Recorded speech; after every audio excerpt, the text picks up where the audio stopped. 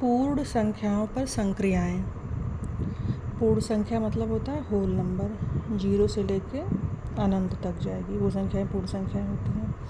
तो उसमें योग का संवरक गुण, इसमें क्या होता है कि किसी भी पूर्ण संख्या में जब पूर्ण संख्या को जोड़ेंगे तो उसका योगफल भी पूर्ण संख्या आती है। जोड़ के देख भी लो, 5 है 7 है, जोड़े तो 12 आया, वो भी पूर्ण संख्या हुआ। 0 है 2 है, इन दोनों को जोड़े तो योगफल 2 आया, वो भी पूर्ण संख्या है। तो इसका मतलब है कि किसी भी पूर्ण संख्या में पूर्ण संख्या को जोड़ने पे योगफल मेरा पूर्ण संख्या आता है और इसे ही योग का संवरक प्रगुण कहते हैं। फिर दूसरा है योग का क्रम विनिमय प्रगुण।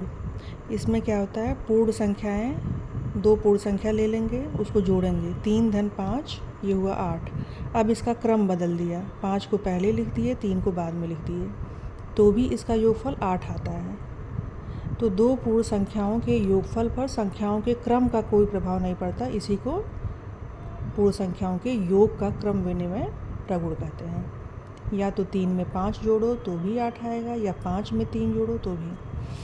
योग का तत्समक अवयव, एडिटिव आइडेंटिटी, इसमें क्या है कि 0 को 0 में जोड़े तो 0 आया, 0 को 1 में जोड़े तो 1 आया, 0 को 2 में जोड़े तो 2 आया, 0 को 5 में जोड़े तो 5 आया। मतलब 0 ऐसी संख्या है जो किसी भी पूर्ण संख्या में जोड़ने पे मेरा योगफल वही पूर्ण संख्या आ रही है। इसलिए 0 को क्या बोलेंगे, योग का तत्समक अवयव, कि 0 ऐसी संख्या है जिसको किसी भी पूर्ण संख्या में जोड़ने पे वही संख्या आ रही है, वही पूर्ण संख्या आ रही है, तो इसको बोलेंगे योग का तत्समक अवयव।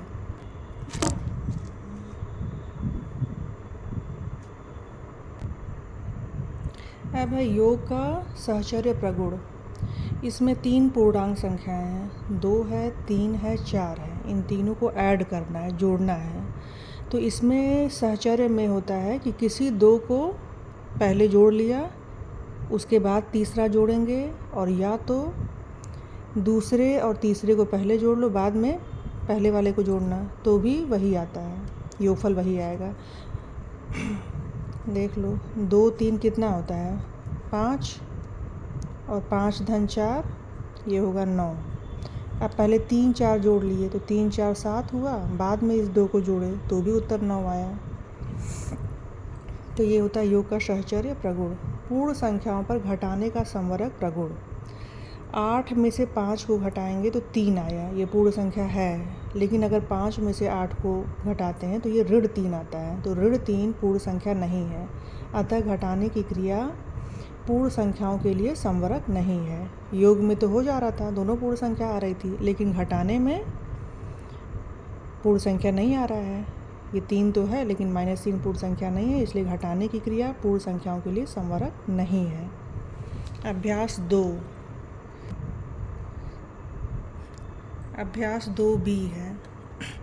इसमें पहला क्वेश्चन है, संख्या रेखा पर अंकित योग तथ्यों को लिखिए। इसमें ये दिखाया है कि 0 से एक बार ये एरो यहाँ 4 पे गया है, उसके बाद फिर यहाँ 9 पे, और ये पूरा दिखाया है 9 पे। तो पहले हम देखेंगे कि ये 0 से 4 पे, मतलब ये पूर्ण संख्या 4। उसके बाद देखो कितना आगे बढ़े हैं, 1 2 3 4 5 अंक और आगे बढ़ा गया है, मतलब 4 में 5 जोड़े तो मेरा उत्तर क्या आया, 9। तो ये संख्या रेखा पे दिखाइए, इसको अंक में हमको ऐसे प्रदर्शित करना था, तो इसका उत्तर होगा 4 धन 5 बराबर 9। क्वेश्चन नंबर 2, निम्नांकित कथनों में रिक्त स्थानों की पूर्ति कीजिए। 345 धन 789 बराबर बॉक्स है धन 345। तो ये योग का क्रम विनिमय नियम है पूर्ण संख्याओं में। इसका क्रम चेंज कर दिया गया, 345 में 789 जोड़िए, और या तो पहले 789 लिख दिया और बाद में 345, तो दोनों का योगफल वही आएगा।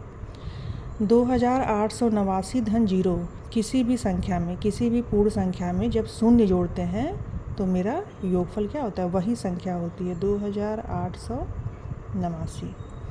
अब ये सहचर्य नियम है योग का, 234 धन 456, ये पहले ब्रैकेट में रखा गया है, तीसरी संख्या बाहर है।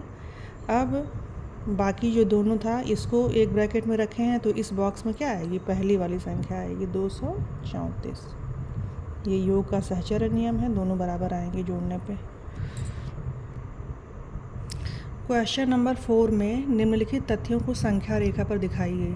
0 धन 5 बराबर 5, तो ये 0 है, तो 0 से हम चलेंगे धन 5 आगे बढ़ेंगे, 1 2 3 4 5, हम अपना एरो यहाँ से यहाँ ले जाएंगे, तो 0 में 5 जोड़ने पे क्या आता है, हम 5 पे पहुँचे हैं, तो ये यहाँ पे दिखा देंगे पूरा वाला बड़ी लाइन से कि 0 से 5 पे आंसर ही हो जाएगा। 2 धन 3 धन 4 बराबर 9, तो इसमें हम पहले 0 से 2 पे पहुँचे, फिर 3 और आगे 1 2 3, तो वहाँ 5 पे पहुँच गए, फिर 4 और आगे बढ़ेंगे, 1 2 3 4, तो 9, तो मेरा आंसर अब एक बड़े पूरा दिखा देंगे यहाँ पे कि 0 से 9 तक मेरा आंसर आएगा।